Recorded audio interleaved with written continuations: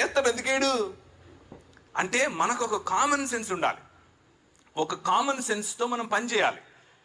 ఉదాహరణకు ఎవరైనా వాళ్ళ ఇంట్లో చనిపోయారు, వాడి దగ్గరికి వెళ్ళి రికార్డింగ్ డాన్స్ పెడతారా? పెట్టరు. Common sense.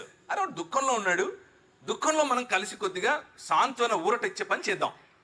ఎవరింట్లో అన్నా పెళ్లి జరుగుతుంది, పెళ్లి జరుగుతుంటే వెళ్ళి ఇంట్లో చచ్చిపోయారండి ఏడుతాం మనం. ఎందుకు ఏడం?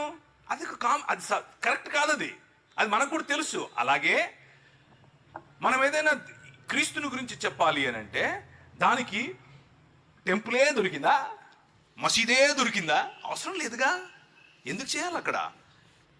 సో మనమే కావాలని రెచ్చగొట్టేట్లుగా ఎప్పుడూ ప్రయత్నం చేయకూడదు. ఇది మనది కాబట్టి నా ఇష్టం వచ్చినట్టు తిరుగుతాను అని చేయకూడదు. స్వేచ్ఛ అనంటే విచ్చలవిడితనం కాదు, యథేచ్ఛవర్తన కాదు. స్వేచ్ఛ అంటే అవతలి వ్యక్తి మూడేంటి, అవతలి వ్యక్తి ఎలా ఉన్నాడు, అవతలి వ్యక్తి ఎలా స్పందిస్తాడు, అవతలి వ్యక్తితో నేను ఏం చెప్పాలి, ఎప్పుడు పంచుకోవాలి అని సమయాన్ని చూసి ఆ సమయంలో మంచి స్నేహభావంతో గౌరవప్రదంగా ఆయనకు క్రీస్తును పరిచయం చేయాలి.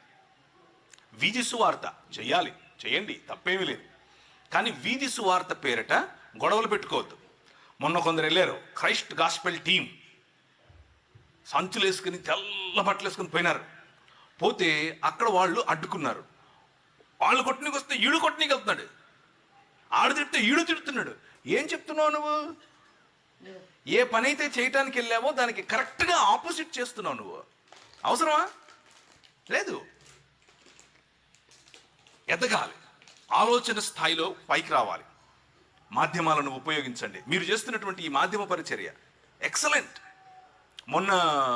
మొన్న జరిగిన డిస్కషన్ 7 లక్షల మంది చూశారు.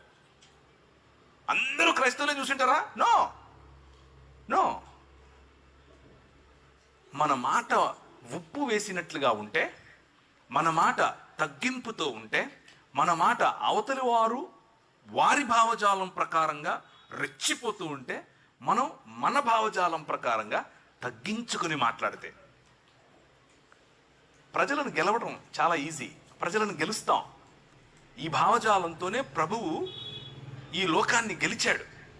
మనం అలాంటి భావజాలంతోనే సువార్త చేయాలి. సో సువార్త చేయండి, ఇది మన దేశం, కానీ సమయస్ఫూర్తి కలిగి చేయండి.